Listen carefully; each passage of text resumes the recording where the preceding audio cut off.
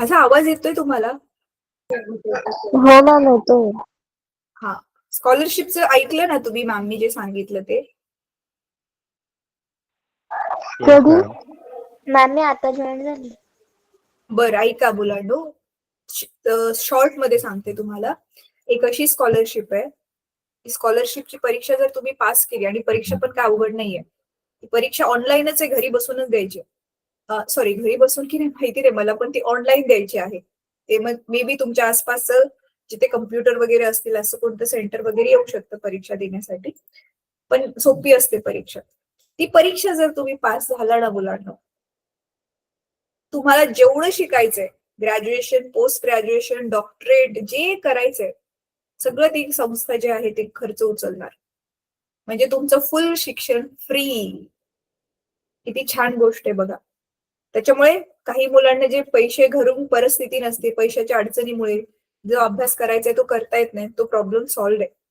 तर त्याचं इंडक्शन, त्या परीक्षेबद्दल डिटेलमध्ये माहिती तुम्हाला ना शनिवारी दिली जाईल. शनिवारी आपला एक क्लास असेल, तुमच्या ग्रुपमध्ये येईल त्याच्याबद्दल माहिती आणि लिंक. तर ती मीटिंग तुम्ही जॉईन करा, सोबत तुमच्या पालकांना पण बसवा, सगळं सांगितलं जाईल काय काय करायचंय. ऍप्लिकेशनची पण काही फीज नाहीये, कशा एक पण रुपया खर्चायचा नाहीये, फक्त चांगला अभ्यास करून परीक्षा द्यायची आहे. आणि ती परीक्षेचा अभ्यास पण आपणच करून घेणार आहोत, आपले त्याचे वेगळे क्लासेस चालू होते. ठीक आहे, बरं चला, अजून डिटेलमध्ये माहिती तुम्हाला शनिवारी मिळेलच. फक्त हे आता मी ह्याच्यासाठी सांगितलं की शनिवारी आपलं जे सेशन असेल ते तुम्ही मिस नका करू. ठीक आहे, एक मिनिट हा मुलांना थांबा. चला टेक्स्टबुक ओपन करा. आपलं गेल्या वेळी बल्क मॉड्युलस आणि मॉड्युलस ऑफ रिजिडिटी त्याच्यावरची गणित आपण सोडवली.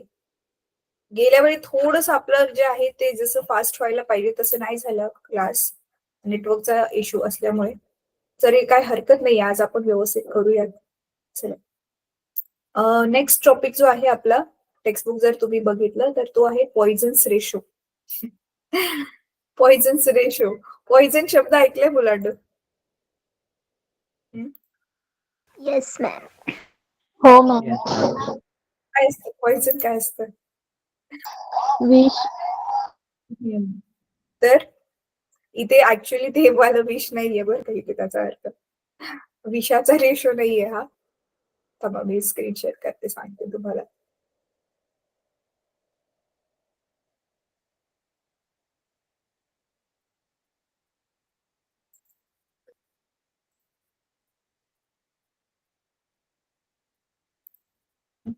पुस्तक दिसते तुम्हाला?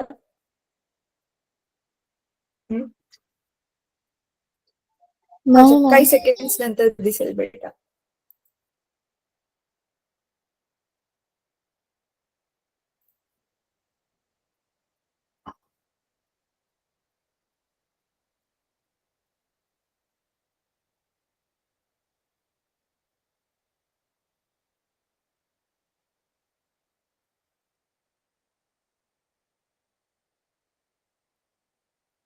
दिसते आता?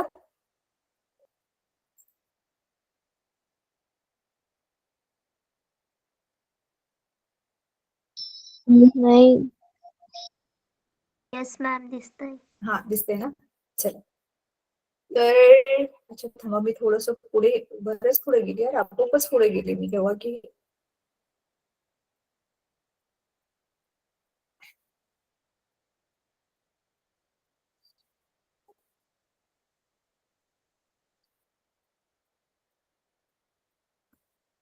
चला, माझं पुस्तक ओपन होईपर्यंत, म्हणजे ते पेज ओपन होईपर्यंत तुम्ही स्वतःहून बघा तुमच्या पुस्तकामध्ये. आपला जो टॉपिक आहे नेक्स्ट वाला तो पॉइझन्स रेशो आहे.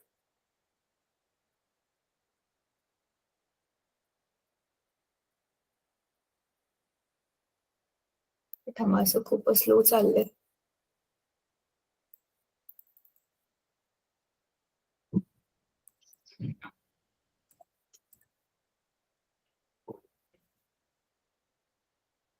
हे बघा, तर हे रिजिडिटी पर्यंत आपण केलं लास्ट टाइम. हे दिसते? हा बघा, हा पॉइझन्स रेशो. तर ऍक्च्युअली हे पॉइझन ते वालं पॉइझन नाहीये, हा एका शास्त्रज्ञाचं नाव आहे. स्पेलिंग मध्ये डिफरन्स दिसतोय तुम्हाला. तर आता हा रेशो काय आहे मुलांना? ऑफकोर्स नावच सांगते की ते रेशो आहे. रेशो म्हणजे गुणोत्तर आहे, राईट? एका गोष्टीला दुसऱ्या गोष्टीने भागलंय, माहिती आहे ना, त्यालाच आपण म्हणतो गुणोत्तर काढणं. सो एक गोष्ट दुसऱ्या गोष्टीने डिवाइड केलेली आहे. तर चला आधी हे गो थ्रू करूयात आणि मग आपण क्वेश्चन सोडवू कुठले तरी. आता बघा काय दिलंय माहितीये ह्याच्यामध्ये मुलांनो, हे खूप इंटरेस्टिंग रेशो आहे. ह्याच्यामध्ये ह्याने काय सांगितले ह्या शास्त्रज्ञाने, की बघा आता समजा तुमची ही वायर आहे, ती दिसते आधी ही वायर जी जेवढी घट्ट होती, जाड होती थोडीशी वायर, आणि ज्यावेळी तुम्ही त्याला ना खेचताय त्या वायरला, हे थांबा माझ्याकडे इथे रबर बँड असेल, तुमच्याकडे आहे का रबर बँड? माझा केसांचाच रबर बँड घेते आता मी. हे बघा, हे तर जास्त डार्क नसेल दिसत पण दिसेल तुम्हाला. हे बघा, ह्याची जाडी बघा किती आहे. जाडीकडे लक्ष द्या. Normal rubber band. आता ह्याला मी खेचल्यावर ह्याची जाडीवर मध्ये काय फरक पडतोय बघा. काय झालं याच्या जाडीचा परिणाम काय झाला? याची जाडी कमी झाली की नाही? अरे हो नाही बोला. आणि तुम्ही बघताय ना स्क्रीनकडे, तर बघा इथे असल्यावर तुम्हाला एकदम डार्क निळा दिसतोय व्यवस्थित, आणि आता पातळ झाला रबर बँड. येस. तेच सांगितले की लांबीमध्ये त्याच्या वाढ जरी होत असली तरी त्याची जाडी कमी होते. Means the extension of length is happening. आणि दुसरं काय होतं सोबत सोबत, त्याचा एरिया जो आहे गोलवाला एरिया, तो कमी होतोय. मग तेच ह्याच्यामध्ये सांगितलेलं. बघा, force is applied on it's free end so that wire gets stretched. Length of wire increases and at the same time its diameter decreases. तिची जी डायमीटर म्हणजे तो वायरचा जो व्यास आहे तो काय होतो? कमी होतोय, right? That is wire becomes longer and thinner. आता जसं मी दाखवलं तुम्हाला, राईट? तर मग आता ह्याच्यामध्ये आपण ते काय करतोय बघा, the ratio of change in dimension, ratio of change in dimension किती बदल झाला अपॉन ओरिजिनल डायमेन्शन, आधी किती होता, in the direction of applied force, म्हणजे ज्या दिशेला आपण बल लावलं त्या बलाच्या दिशेने किती बदल झालाय भागिले ओरिजिनल किती होती वस्तूची लांबी. डायमेन्शन्स मध्ये सगळं झालं मुलांनो, लांबी, रुंदी, क्षेत्रफळ सगळं झालं. डायमेन्शन म्हणजे तिची माप, म्हणजे मापांमध्ये किती बदल झालाय भागिले ओरिजिनल माप किती होतं. ठीक आहे, तर त्याला आपण काय म्हणतो, इथे नाव दिलेलं आहे लिनियर स्ट्रेन. स्ट्रेनचं हेच सूत्र होतं ना, आपण बघितलेलं होतं. स्ट्रेनचं काय असतं? Change upon original. स्ट्रेन सगळीकडे तेच होतं. आणि स्ट्रेस मध्ये काय होतं? आपण किती फोर्स लावतोय अपॉन एरिया किती येते, स्ट्रेस मध्ये होतं. तर इथे बघा, स्ट्रेन आहे आपल्याकडे. while the ratio of change in dimension to original dimension in the direction perpendicular to the applied force is called lateral strain. आणि इथे बघा, हे मला वाटतं प्रिंटिंग मिस्टेक आहे मुलांनो. लॅटरल स्ट्रेनच दिलेले चुकून त्यांनी.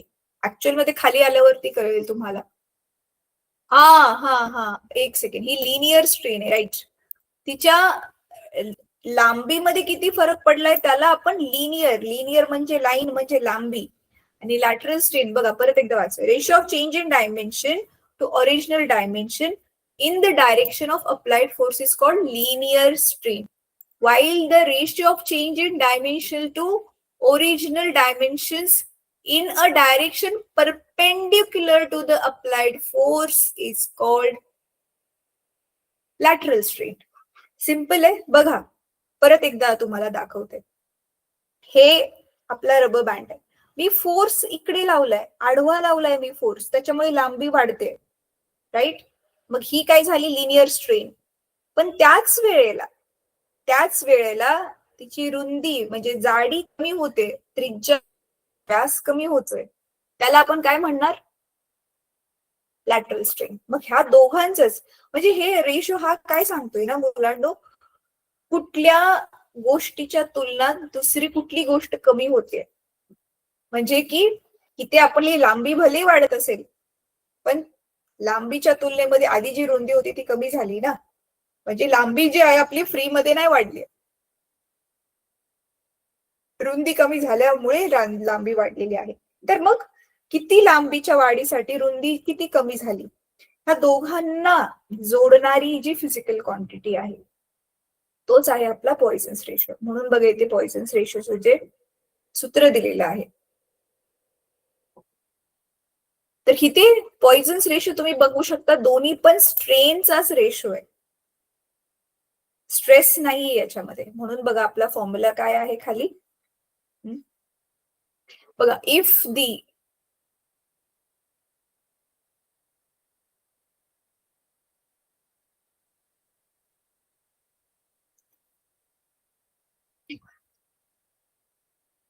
इथे बघा, if L is the original length of the wire and delta L is the increase in the length. आधी ओरिजिनल लेंथ L होती आणि वाढ कितीने झाली आहे, डेल्टा L ने झालेली आहे. तर मग पुढे D is the original diameter and small d is corresponding change. D त्याची ओरिजिनल डायमीटर होती, ती डायमीटर कितीने कमी झाली, ती छोटीशी व्हॅल्यू जी आहे म्हणून त्याला नाव दिलंय स्मॉल डी. तर मग आपली लॅटरल स्ट्रेनचं ऑलरेडी सूत्र आहे, स्ट्रेन नेहमी चेंज इन डायमेन्शन आपण ओरिजिनल डायमेन्शन असते. तर मग कितीने डायमीटर मध्ये बदल झाला आपण original diameter. Same way linear strain बघा, लिनियर लाईन, लाईन म्हणजे लांबी असं लक्षात ठेवा. मग इथे small l upon capital L. आता इथे काय एरर केले दिसते मुलांना, मला गडबड काय केलेली आहे त्यांनी. इथे डेल्टा एल स्मॉल ए चेंज दिले आणि ओरिजिनल लेंथ एल दिली आहे. तर इथे खाली delta L upon small L घेण्याच्या ऐवजी त्यांनी स्मॉल एल आणि कॅपिटल एल घेतलाय. तर समजून घ्या की हा जो स्मॉल एल आहे तो चेंज इन लेंथ आहे आणि कॅपिटल एल ती ओरिजिनल लेंथ आहे. तर इथे एक पेन्सिलने आत्ताच एक करेक्शन करा पुस्तकामध्ये, नाहीतर एक्झाम मध्ये पण असंच वाचल्यावर कन्फ्युजन होईल तुम्हाला की कॅपिटल एल कुठून आलं. इथे तर कॅपिटल एल लिहिलेलंच नाहीये. तर हे जे स्मॉल एल आहे ना, ह्याला कॅपिटल एल करा आणि हे डेल्टा एलच्या ऐवजी स्मॉल एल करा. कळलं? राईट. मग तुम्हाला माहिती आहे छेदाचा छेद अंश असतो, म्हणून हा खालचा कॅपिटल एल इथे वरती आला, अंशामध्ये आला आणि आपलं हे फॉर्म्युला बनला small Diehl upon capital D small L. आणि ह्यालाच आपण म्हणतो पॉइसन्स रेशो. आता ऑब्व्हियसली पॉइसन्स रेशोचं पण कुठल्याच प्रकारच्या स्ट्रेनचं आपण युनिट नाही बघितलं. मग इथे तर पॉइसन्स रेशो मध्ये पण स्ट्रेन अपॉन स्ट्रेनच आहे, त्याच्यामुळे त्याचं कोणतंच एसआय युनिट नाहीये. जसं न्यूटन जूल वगैरे असतं तसं ह्याचं कोणतंच युनिट नाहीये. ठीक आहे. आता इथे बघा, हा पॉइसन्स रेशो का काढायचा, तर ह्या तक्त्यावरून तुम्हाला आयडिया येईल की पॉइसन्स रेशो जो आहे तो का आवश्यक आहे. तर इथे दिसते तुम्हाला ग्लासचा 0.2, स्टीलचा 0.28, गोल्डचा 0.42.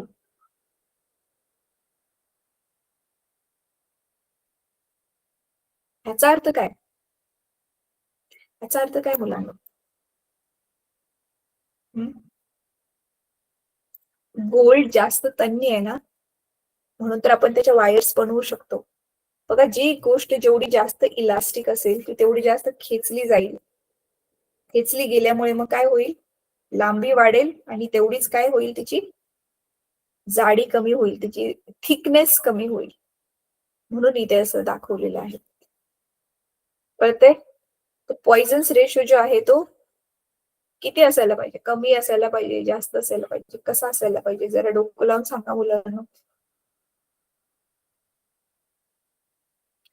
गेल्या क्लासमध्ये आपण हे डिस्कस केलेलं होतं, कोण सांगेल मला. जसं आपण सेम असेच वाले table Young's modulus, bulk modulus, modulus of rigidity साठी बघितलेले ना, कसं होईल इथं सांगा बरं. पॉइसन्स रेशो जास्त असेल तर काय समजायचं. चला हे बघा, इथे गो थ्रू करा. मी विचारल्यावर प्रश्न हवा तर तुम्ही मुलं पुस्तक समोरच असतं ना, त्याची हेल्प तुम्ही घेऊ शकता. बघा इथे काय दिलेलं आहे.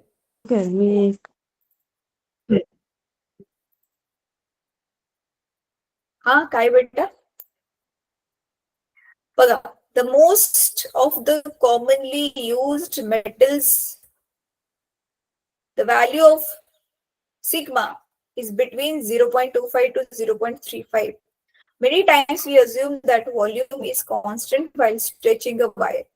However, in reality, its volume also increases. Volume म्हणजे त्याची वाप म्हणजे किती जागा व्यापतोय तो वाढतोय ना, आकारमान वाढतंय त्याचं, volume also increases.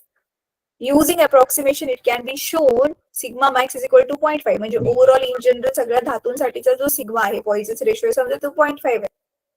If volume is changed in practice it is much less than. This shows that volume also increases while increasing stretching. Volume पण वाढते जसं जसं आपण वायरला लांबवत चाललो, खेचत चाललो. ठीक आहे, इझी. आता ही वाला खूप मस्त आहे मुलांनो. हे वाला एक्झाम मध्ये 5 मार्काला हा एक्सपेरिमेंट विचारू शकतात. खूप इझी आहे आणि हा तुम्ही प्रयोगशाळेमध्ये करणार पण आहात. हा, दिस रिमाइंड्स मी तुम्हाला म्हटलेलं की तुमचं जे प्रॅक्टिकल बुक आहे त्याच्या क्लासमध्ये रेडी ठेवा. कोणाकोणाकडे आहे प्लास्टिकचं हे तुमचे प्रॅक्टिकलचं जे हँडबुक आहे ते कोणाकोणाकडे आहे, कोण सांगेल? माझ्याकडे. तुझ्याकडे आहे बेटा? आता आहे तुझ्याकडे?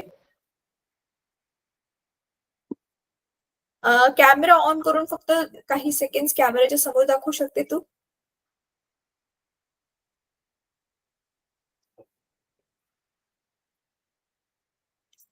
एक मिनिट, मी पिन करते म्हणजे तू सगळ्यांना मोठे दिसशील.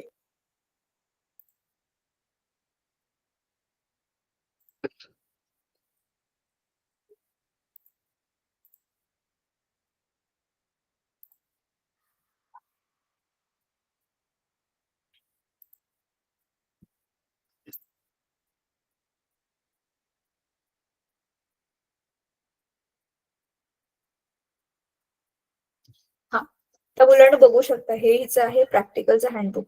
अच्छा, ह्याच्या इंडेक्स मध्ये बेटा अनुक्रमानिकेमध्ये बघ हा सिमिलर वाला एक्सपेरिमेंट दिसतोय का? कॅल्क्युलेट यंग्स मॉड्युलस वगैरे असं काही दिसतंय का? एक्सपेरिमेंट करून यंग्स मॉड्युलस स्वतः कॅल्क्युलेट करा तुम्ही, असं काय दिसतंय तुम्हाला पुस्तकामध्ये?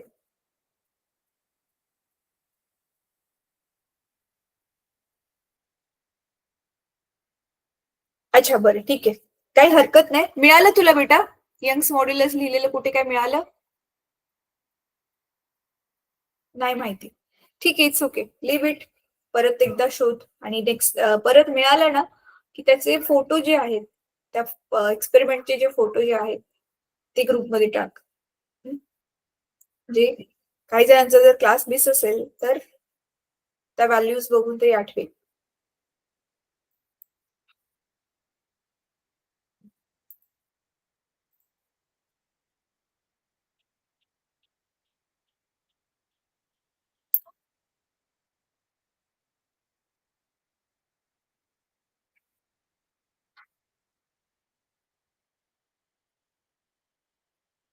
स्क्रीन दिसते? मॅम. हा, झालं, आता दिसेल.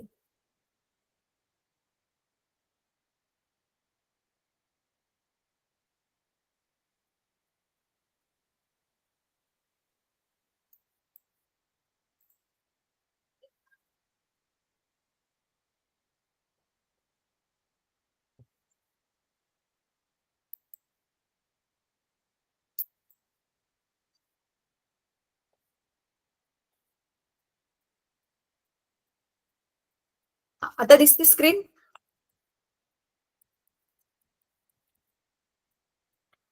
मुलांनो, आता स्क्रीन दिसते? Yes ma'am. आता बघा, हा, आता पुस्तक दिसत असेल, राईट? Yes ma'am. बघा, आता आपल्याला काय करायचंय ना, खूप सुंदर एक गोष्ट आहे. तो यंग्स मॉड्युलस जो आपण घेतलाय ना तोच कॅल्क्युलेट करण्यासाठी आज आपण एक एक्सपेरिमेंट करणार आहोत. आता आपला बघा यंग्स मॉड्युलसचा फॉर्म्युला जो आलेला होता गेल्या वेळी, तो आधी फॉर्म्युला एकदा रिवाइज करूया. आणि काय करणार आहोत आपण बघा, हा एक्सपेरिमेंट तुम्ही स्वतःहून प्रयोगशाळेमध्ये करणार आहात मुलांना, त्याच्यामुळे हे नीट लक्ष देऊन बघा. तर बघा, हा आपला यंग्स मॉड्युलसचा फॉर्म्युला आलेला होता त्या दिवशी. काय होतं? हा applied force upon area, right? Applied force upon area हा वाला आपला longitudinal stress upon longitudinal strain घेतलेली. लॉन्जिट्युडनल स्ट्रेस मध्ये अप्लाइड फोर्स अपॉन एरिया आणि लॉन्जिट्युडनल स्ट्रेन मध्ये change in dimension upon original dimension. ते डायमेन्शन इथे लेंथच होतं. So change in length upon original length आणि असं करून आपल्याला mgl upon pi r square l. आता बघा m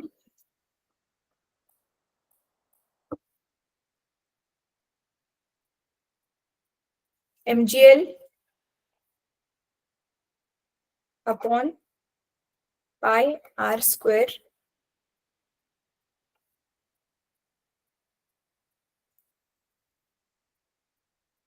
पाय आर स्क्वेअर एल.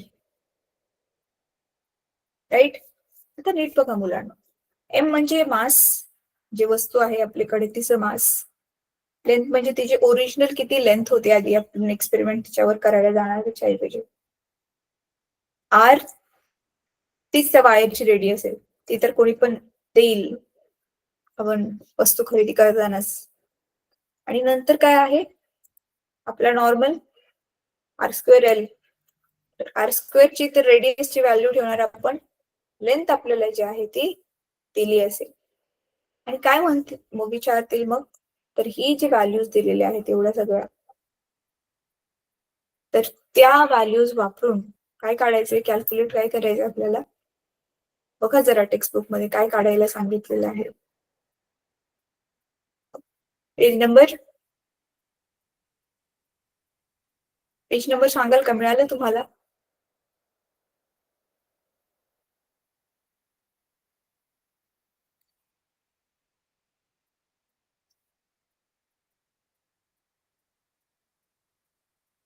सांगा मुलांनो.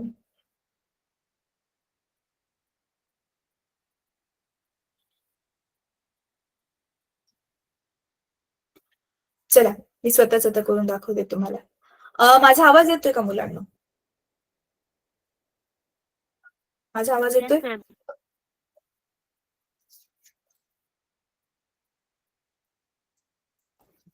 बघा आता ध्यान द्या, आपण काय करणार आहोत. आपण ना स्वतः यंग्स मॉड्युलसची जी किंमत आहे, y ची किंमत काढणार आहोत. कसं काढणार आहोत? खूप खूप सोपं आहे. आपण काय करतो ना मुलांनो, बघा ही आपली अशी समजा वरचं हे आहे, छत आहे आपली. त्या छतला वरती आपण काय केलं,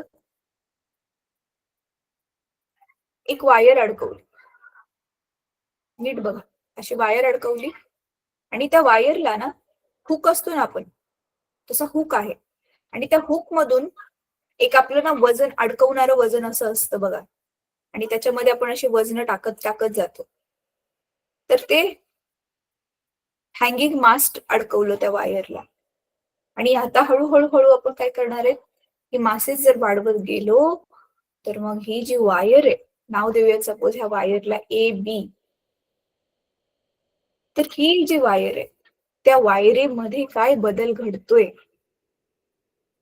तो आज आपण बघणार आहे. आणि तो वायर मधून होणाऱ्या बदलावरूनच आपण काय कॅल्क्युलेट करू शकतो, आपला यंग्स मॉड्युलस कॅल्क्युलेट करू शकतो. तर बेसिकली नीट बघा मुलांना, बेसिकली आपल्याला काय करायचंय आज प्रयोगशाळेमध्ये, आपण यंग्स मॉड्युलस कसा काढतो ते शिकायचंय. बेटा तुला प्रॅक्टिकलच्या बुक मध्ये सापडलं की नाही सापडलं, एक्सपेरिमेंट सापडला की नाही तो? मॅम तो एक्सपेरिमेंट दिला नाही. दिलाच नाहीये, पण ठीक आहे, जरी दिला नसेल ना तरी पण आपण एकदा त्याला बघूयात मुलांना. कारण ना हा एक्सपेरिमेंट महत्वाचा आहेच, पण तो एक्सपेरिमेंट जर आपण शिकलो नाही तर आजचा जो हा टॉपिक जो आहे तुम्हाला तो समजणार नाही, कारण तो एक्सपेरिमेंट वरतीच बेस्ड आहे. ठीक आहे. तर चला आता आपण एक व्हिडिओ बघूया, की आपण आपल्याला नुसतं काय दिलंय बघा, वायर दिली, वायर दिली आणि दुसरे जे आहेत काय दिले, मासेस दिलेले, खूप सारे वजन दिलेले. ह्याला मी स्टॉप करते. आणि काय होते, त्याचे स्टॉपच केलेले ऑलरेडी. आणि काय करतोय आपण ना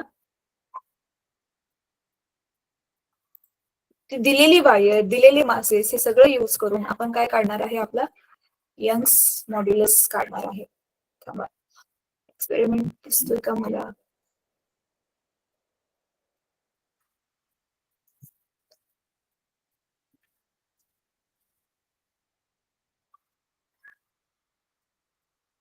अच्छा, हे तुम्हाला मी ना आता काही मुलं लेट जॉईन झाले, हे आधीच्या मुलांना दाखवलेले मुलं बघा. ही एक वेबसाईट आहे, ही खूप इंटरेस्टिंग वेबसाईट आहे. ज्या मुलांच्या शाळेमध्ये कॉलेजमध्ये प्रयोगशाळा नाहीये त्यांच्यासाठी ही वरदानच आहे. जसं की तर ह्याच्यामध्ये ना आपले प्रॅक्टिकल मधले सगळे एक्सपेरिमेंट मुलं आता पण तुमचे प्रॅक्टिकल असतात ना ते सगळे करून दाखवलेले आणि करत करतच आपण कसं करायचं ते पण गाईड केलेलं आहे त्यांनी. आणि शिवाय ते लोक काय करतात, प्रॅक्टिकल्स करून दाखवले ते पण ऑनलाईन मध्ये प्रॅक्टिकल करून दाखवलेत दुसऱ्या मुलांनी. तर बघा आपण कसं करू शकतो ह्याला.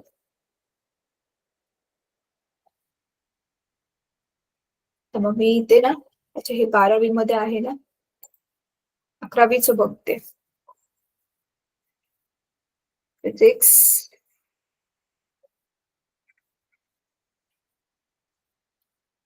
डायरेक्ट 12वी का दाखवते, 11वी का नाही दाखवते? अच्छा हा खाली 11वी. येस, हे बघा आठवते प्रथमेश तू होतास ना त्यावेळी? दिसते यंग्स मॉड्युलस मुलांना? दिसलं का यंग्स मॉड्युलस ही एक्सपेरिमेंट दिसली? Yes ma'am. चला आता प्ले करून बघूयात की काय आहे ह्याच्यामध्ये नक्की काय सांगितलंय.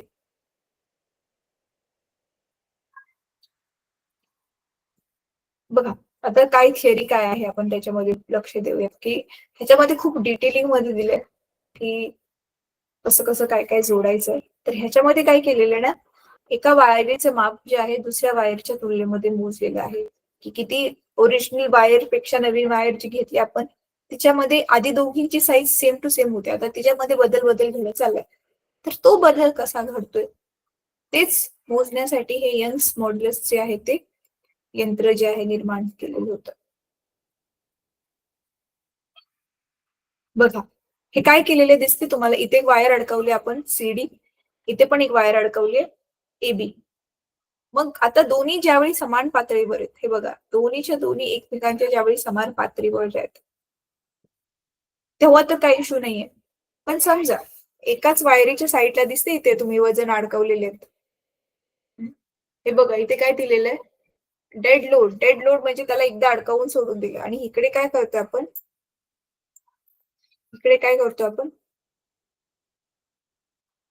स्लॉटेड वेट म्हणजे तेच हळूहळू स्टेप बाय स्टेप आपण काय करतोय वाढवत चाललेलो आहे त्याच्यावरच हे वाढवत चाललेलो आहे आपण. दाब खालून प्रेशर अप्लाय होतोय ना त्याच्यावरती, प्रेशर आपण वाढवत चाललेले. So force upon area is pressure, right? तर आता चला पुढे बघूया. आता इथे काय दिलेलं आहे बघा, सुरुवातीचं काय आपली वायरची जी लेंथ आहे ती कशी होती, ओरिजिनल लेंथ L घेतलेली होती आपण, रेडियस स्मॉल r घेऊया. आणि आता काय झालं, आपण वजन वाढवलं त्या वस्तूवरती, अजून जास्त वजन लावल्यावरती मग आता काय होईल, नॉर्मल स्ट्रेस म्हणजे काय, आपल्याला टेन्शन येतं तो वाला इथे स्ट्रेस नाहीये. नॉर्मल म्हणजे उभ्या दिशेने जर आपण बल लावलं तर त्या बलामुळे किती स्ट्रेस निर्माण होते तर तुम्हाला हे ऑलरेडी माहिती आहे, म्हणजे अपॉन पायर स्क्वेअर. किती वेळा झाले आपल्याला. Longitudinal stress capital upon small l upon capital. Longitudinal स्ट्रेनचा आपला फॉर्म्युलाच आहे ना, change in dimension upon original dimension. तर change in length upon original length. आणि म्हणून मग यंग्स मॉड्युलस काय बनेल आपला, अच्छा इथे आता वाय नाव दिलंय, वाय फॉर यंग्स मॉड्युलस. तर मग normal stress upon longitudinal strain, normal ताण किती पडतोय त्याच्या डोक्यावर अपॉन लॉन्जिट्युडिनल स्ट्रेस. तर मग खाली जो इथे नॉर्मल स्ट्रेनची किंमत ठेवली mg अपॉन पायर square, longitudinal strain small L capital L upon घेतलं आणि अशा पद्धतीने आपण व्हॅल्यूज माहिती आहे ह्याच्यातल्या सगळ्या आपण काय करू शकतो, व्हॅल्यू सगळं माहितीच आहे. आता पुढे काय करू शकतो मुलांना? चला यंग्स मॉड्युलस कॅल्क्युलेटर्स करूया. ह्याचा अर्थ काय होतो माहितीये तुम्ही लॅबोरेटरीमध्ये काय करतात? हे असं ना लांबीमध्ये किती बदल झाला, कारण हा बदल खूप छोटा असतो मुलांना, तर लांबीमध्ये किती बदल झाला हे शोधणं मुश्किल असतं. म्हणून आपण माहितीये काय करतोय, आपण इथे अजून एक मास्क जसं लावलेलं आहे ना,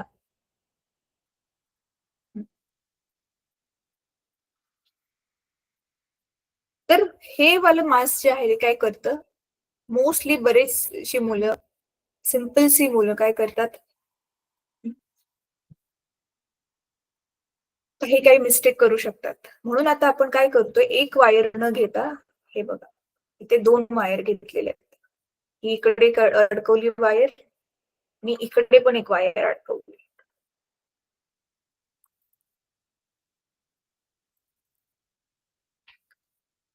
ठीक आहे.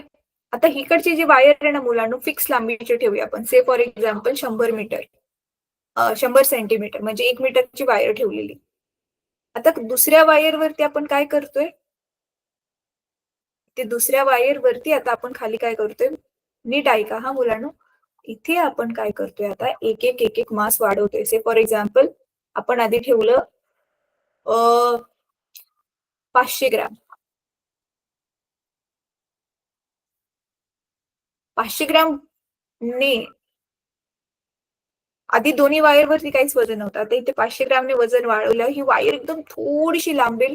मग ते आपल्याला कसं कळेल वायर किती लांबलेली आहे? तर मोजणं पण थोडं मुश्किल आहे. म्हणून बघा ह्या दोन्ही वायर एकमेकींना जोडलेले असतात. आणि परिणामी काय होतं, इकडची वायर जी आहे ती वाकली, तर ही जी लाईन आहे ती थोडीशी शिफ्ट होईल ना, कारण ही खाली गेली आता जरा. असं थकल्यावरती खाली जातो. नॉट एक्झॅक्टली लाईक दॅट, पण वायर आता खाली आली. आणि मग आता ही आधीची जी वायरची लेवल होती त्या तुलनेत आता वायर किती खाली गेली, तीच होईल तिची small l, right? Small l हे होईल आणि ओरिजिनल तिची ऍक्च्युअल लेंथ किती होती, तर small l upon capital l. Sorry, yes, small l कितीने बदल झाला आणि कॅपिटल एल वायरची जी लांबी आहे ती आधी ओरिजिनल किती होती. अच्छा, आता मला एक सांगा, स्मॉल एल किती असेल आणि कॅपिटल एल किती असेल? आता मी एक क्वेश्चन विचारते तुम्हाला, नीट ऐका मुलांना. समजा आपण मिळून जे आहे ते प्रयोगशाळेमध्ये प्रयोग करतो, एक्सपेरिमेंट करतोय. आता वायरची जी ओरिजिनल लेंथ होती, ती ओरिजिनल दोन्ही पण 1-1 मीटरच घेतलेले आहेत ना, लेवल त्यांची सेम करून टाकलेली, तो एकदम एक समान वायर आपण घेतलेले आहे. आता काय केलं, एकाच बाजूच्या वायरवरती आपण काय केलेलं आहे, बल लावून त्याच्यावरती जसं की आपण म्हणू शकतो दाब निर्माण केलेला आहे. तर मला सांगा, ती वायर आपण अशी उभी खेचली आहे, तर मला सांगा आधी तिची लांबी किती होती, 100 सेंटीमीटर. आणि आता त्या वायरची लांबी झाली से फॉर एक्झाम्पल से 2 सेंटीमीटर. तर सांगा मला आता किती बदल झाला, वायरच्या डायमेन्शन्स मध्ये किती फरक पडला, कितीने फरक पडला?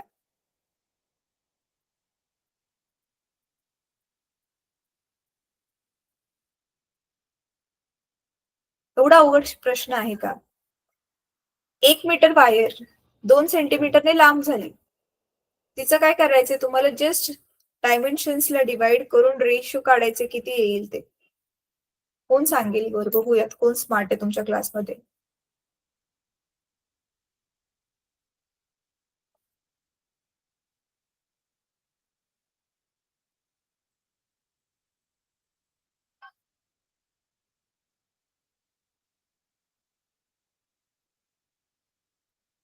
अरे, टोटल लांबी किती झाली आता वायरची मुलांनो? आधी किती होती? 1 मीटर म्हणजे 100 सेंटीमीटर,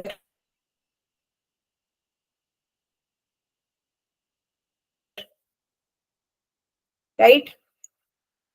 हे चालत नाही असं. हा, हे आधी किती होती? 100 सेंटीमीटर होती.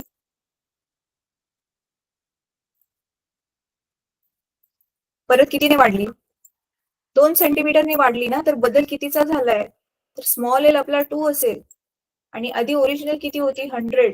तर असं ह्या दोघांना डिवाइड केलं तर ह्याचं जे आन्सर मिळेल आपल्याला, तर ती आहे आपली वायरच्या लेंथच्या अक्रॉस बदल होतोय ना, मग ही असेल आपली लिनियर स्ट्रेन. आणि दुसरं काय विचारलेलं होतं त्यांनी की किती पटीने तुमची जी त्रिज्या आहे ती पण कमी झाली. त्रिज्या कमी होते आणि मग लेंथ वाढते, राईट. पण दोन्ही पण केसमध्ये मुलांनो वायरचं जे आकारमान आहे, आकारमान म्हणजे वायरची जी व्हॉल्यूम आहे ती समानच राहणार आहे. हा, तर बघा मग इथे आपला येईल हा जो रेशो आहे small l upon capital l. रेशोचं एक काहीतरी नाव होतं, आठवतंय? तर इथे येईल 2 अपॉन 100. 0.02. येस. मग आपला हा रेशो किती आला? पॉइझन्सचा रेशो. सॉरी, ही आपली काय आली? लॅटरल स्ट्रेन आली मुलांना, आठवतंय ना? ही आली आपली लॅटरल स्ट्रेन, जी आपण आधी पण बघितलेली होती. आणि आपण आता काय करणार माहितीये? आपलं वर्नियर हे मायक्रोमीटर स्क्रू गेजने आठवते तुम्हाला वायरची जाडी मोजायला शिकवलेली मी प्रथमेश, केलेलं आपण ते. तर आपल्या हा सूत्रामध्ये बघा आपण खाली किती मासेस लावले, ते मास आहे आपल्याकडे ऑलरेडी किती किलो मास लावले, जी आपला 9.8 आहे. वायरची ऑलरेडी जी लेंथ होती कॅपिटल एल ती 100 सेंटीमीटर. पायची किंमत ठेवायची आहे. रेडियस वायरची किती आहे ती रेडियस मोजून इथे टाकायची आहे. आणि मग स्मॉल एल वायर्स मध्ये किती बदल झाले. तर ह्या सगळ्या व्हॅल्यूज आपण सबस्टिट्यूट करून एकतर यंगचा मॉड्युलस काढू शकतो आणि पॉइझन्सचा रेशो सुद्धा काढू शकतो. तर हाच तो एक्सपेरिमेंट आहे. तर थांबा, मी तुम्हाला तो एक्सपेरिमेंट सांगते. बघितलं, आज परत आपोआपच माझी स्क्रीन निघालेली आहे. तुम्ही मला सांगितलं नाही की स्क्रीन दिसत नाहीये. बरं ठीक आहे, काय हरकत नाही. थांबा, आपण आता बघूयात. हा आधी हे बघूयात, अॅनिमेशन बघूयात.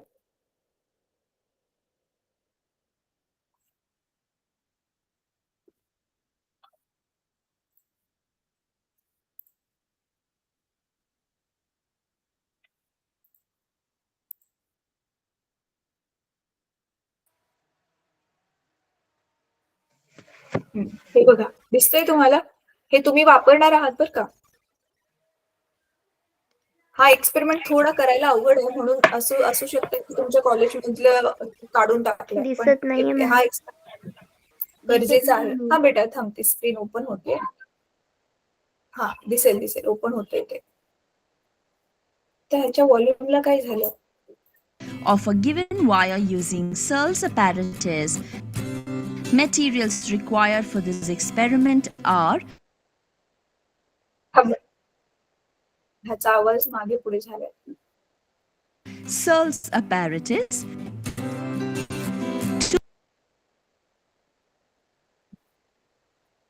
मग मी त्याला रिलोड केलंय, होईल आता.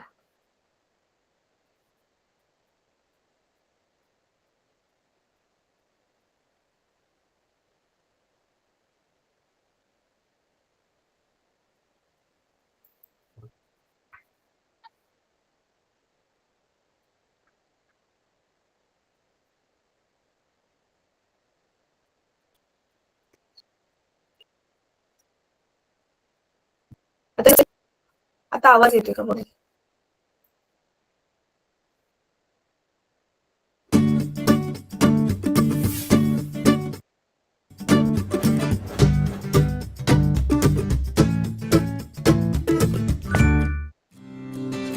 Young's modulus.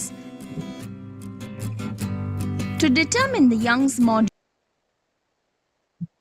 of elasticity of the material of a आवाज येतोय? मुलांना आवाज येतोय? नाही नाही नो मॅम. नाही. व्हिडिओ येतोय? आवाज येतोय? अरे, नाही आवाज. माझा आवाज येतोय ना तुम्हाला? मी एक्सप्लेन करते. व्हिडिओ दिसतोय ना तुम्हाला? हा चला, मी एक्सप्लेन करते. given व्हिडिओचा आवाज wire नसेल येत. using तर Searle's बघा, to determine apparatus. Modulus of elasticity. Ma'am Materials आता तुमचा पण required येतोय आणि for व्हिडिओचा पण येतोय. माझा पण येतोय आणि त्याचा पण. ठीक आहे, this चला मग experiment. याचा मी आवाज चालू करते.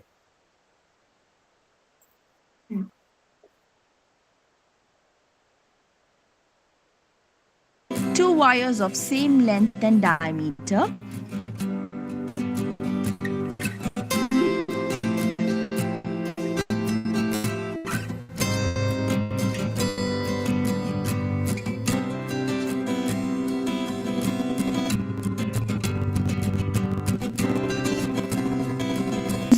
.5 kilogram weight hanger and slotted weights, 0.5 kilogram dead load, slotted weights, screw gauge, and meter scale.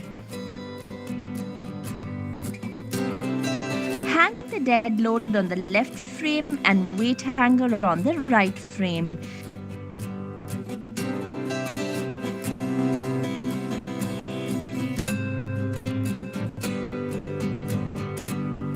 To find the least count of the spirometer, rotate the central screw 2 times and note the scale readings.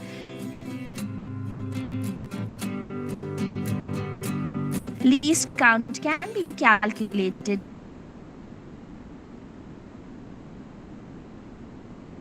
as 0.01 millimeter by using the relation LC is equal to pitch divided by number of divisions on the circular disc. Take the screw gauge from the table. Least count of the screw gauge can be calculated as 0.01 millimeter by using the relation LC is equal to pitch divided by number of divisions on the head scale. Measure the diameter of the experimental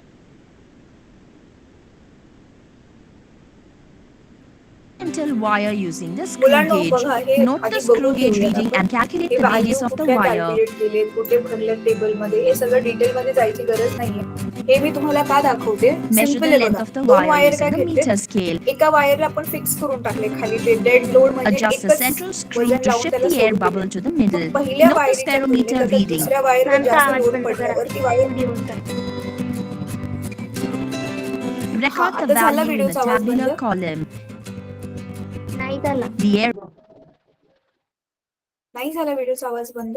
हा आता झाला. मी बंद केलाय ते. आता झाला ना. आता झाला. हे म्हणजे ना आपला व्हिडिओ लॅग करतोय म्हणजे ओके. आता माझा आवाज येतोय क्लिअरली. Yes ma'am. तर इथे बघा काय सांगितलेलं आहे की एक वायर, दोन वायर घेतलेत, एका वायरला आपण फिक्स करून टाकले, तर त्या वायरीच्या तुलनेमध्ये दुसरी वायर लांबच जाणार आहे, कारण त्याला आपण खाली वजन वाढवत वाढवत जाणार आहे स्टेप्स मध्ये. मग ते स्टेप्स मध्येच वजन वाढवल्यावरती लेंथ मध्ये तिच्या किती फरक पडतोय, तर ते असं आपण एकदाच करून बघू शकतो. पण आपलं रिडिंग जे आहे, आपले जे निरीक्षण आहेत ते एकदम अचूक यावी म्हणून हे खूप वेळा केलं जातं, म्हणून ह्याचा हा टेबल बनवलंय. तर एक रिडिंग, एक तर स्क्रू गेजने वायर जी वापरतोय तिची डायमीटर कशी मोजायची हे आपण already micrometer screw gauge experiment आधी केलेलं आहे. त्याच्यामध्ये जसं केले सेम तसंच ह्याच्यामध्ये करायचंय. तर आपण ही वायर जी अडकवली आहे, आता तिची काय केली आपण, डायमीटर म्हणजे तिचा व्यास मोजून घेतला. आता पुढे बघा काय होतंय ह्याच्यामध्ये. bubble is now placed at the center. A 0.5 kilogram weight is added to the weight hanger on the right frame. The wire extends and the bubble shifts towards the left. Adjust the central screw to shift the air bubble to the middle. Note the spirometer reading. Record the value in a tabular column. Add the 0.5 kilogram weight again to the weight hanger. Note the spirometer reading after adjusting its central screw to shift the bubble. असा आवाज येतोय.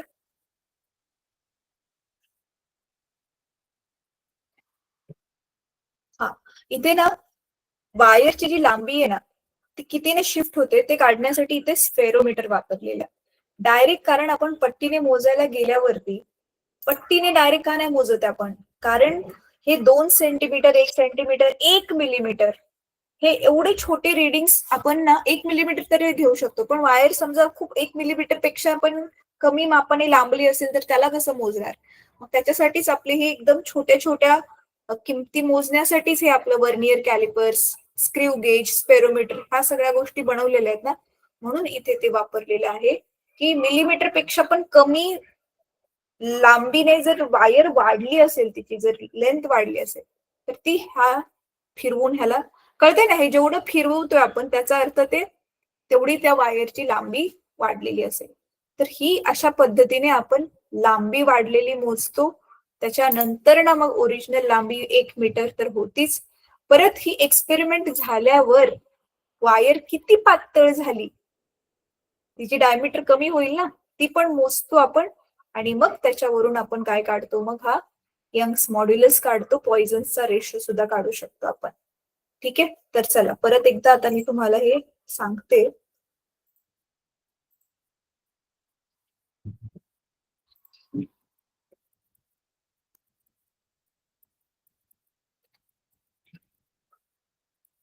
बघा, माझा white board दिसतोय? Yes. दिसतोय ना? ठीक आहे, चला आता 2 मिनिटांमध्ये आपण क्लास संपूयात. हे बघा काय होतंय इथे, आपला फॉर्म्युला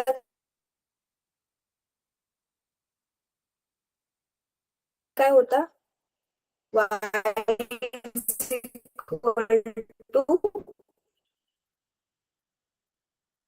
काय होता फॉर्म्युला आपला, y is equal to mgl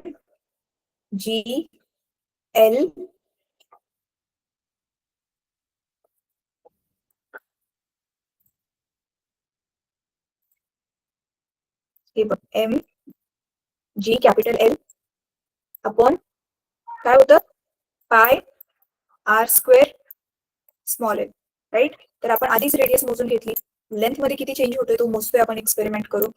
capital L आधी 1च होतं, 1 मीटरची वायर घेतलेली होती. आणि खाली आपण तिथला किती, हा इथे आता हे जे मास आहे ना, हे वायरचं मास आहे बरं का, म्हणून खाली किती अडकवलं तेव्हा मास नाहीये, तिथे पातळची वायर तिचं मास किती ते मास इथे टाकायचं. ते मास टाकायचं ते खालचं लावलेलं मास टाकायचं, सांगा बरं. अप्लाइड फोर्स अपॉन एरिया आहे ना, खाली आपण किती मास लावले ते टाकायचं, वायरचं मास नाही. तुम्हाला किती लक्षात येते ते बघत होते मी. तर एम जी हे वायरचं मास नाही, खाली आपण किती त्याला मास असते खाली अडकवलेलं होतं ते वालं मास आहे. ह्या सगळ्या किमती ठेवल्या की आपल्याला वायची किंमत मिळेल. तर स्टीलच्या वायरचा यंग्स मॉड्युलस ऑलरेडीच आपल्याला पुस्तकामध्ये बघा दिलेला आहे त्या चार्टमध्ये. मग प्रयोगशाळेमध्ये लॅबोरेटरीमध्ये आपण तेच क्रॉस व्हेरीफाय करतो की आपल्याला जे पुस्तकात दिले ऑलरेडी ते ससं सेम टू सेम प्रॅक्टिकल मध्ये आपल्याला मिळते का. थोडंफार इकडे तिकडे व्हॅल्यूज होऊ शकते पण अॅक्युरेट व्हॅल्यू मिळते. ठीक आहे, तर आजचं आपलं होमवर्क काय आहे ना मुलांनो, की हा व्हिडिओ मी ग्रुपमध्ये टाकते तुमच्या, कळते, हा व्हिडिओ मी ग्रुपमध्ये टाकते. तर तो व्हिडिओ परत एकदा नीट बघा की नक्की काय केलंय ह्यांनी, थांबून पॉज करून करून बघा. आणि मग नेक्स्ट क्लासमध्ये आपण हा behaviour of wire under load, की वायरचं काय होतंय ते बघूयात. आणि मला वाटते नेक्स्ट क्लासमध्ये आपलं हे स्ट्रेन एनर्जी वगैरे होईल आणि फ्रिक्शन वाला टॉपिक आपण नेक्स्ट टू नेक्स्ट क्लासमध्ये मग चालू करूयात. ठीक आहे, चला प्लीज तो व्हिडिओ बघून घ्या, तो व्हिडिओ व्यवस्थित बघा आणि पॉइझन्स रेशोचं जे सूत्र आहे ते पाठ करा. एवढाच होमवर्क आहे आज तुम्हाला. आणि सॅटर्डेचं इंडक्शन नक्की जॉईन करा बरं का मुलं.